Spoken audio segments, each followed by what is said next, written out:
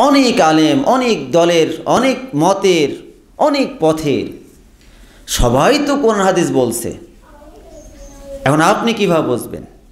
আপনাকে বুঝতে হলে পারে আল্লাহ সুবহানাহু ওয়া তাআলা তিনি বলছেন, উদউ ইলা সাবিলি রব্বিকা, আপনি আপনার রবের পথে আহ্বান করুন।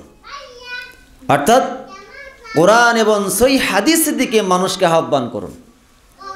কোরআন এবং রাসূলের বাণী এর বাইরে যেই হোক না কেন, যদি কেউ আহ্বান করে হাদিস স্পষ্ট, কোরআন আয়াত স্পষ্ট, অপেক্ষা করে যদি আপনাকে বলে এটাই সঠিক, অথচ হাদিসের তর্জমা পড়লে বোঝা যাচ্ছে আল্লাহ রাসূলুল্লাহ সাল্লাল্লাহু আলাইহি ওয়াসাল্লামের আদর্শ এটা। তিনি এভাবে সালাত পড়তেন, এইভাবে ওযু করতেন, তিনি এভাবে ঘুমাতেন, তিনি এইভাবে সিয়াম, হজ, যাকাত এভাবে আদায় করতেন, তিনি ফিতরাত এভাবে দিতেন। সেখানে আবার যদি কোনো ব্যক্তি ব্যাখ্যা দিয়ে তার ব্যতিক্রম করতে যায়, তাহলে বুঝে নিতে হবে যেটা রাসূলের পথ, রাসূলের সুন্নত, রাসূলের আদর্শ নয়।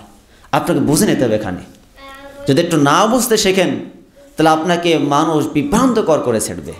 আর এমন বুঝ আপনার ভিতর প্রবেশ করবে, মনে করবেন সবাই তো কোন হাদিস বলছে, সবাই তো হুজুর। আপনার মনের ভিতর এই কথাটা গেঁথে যাবে।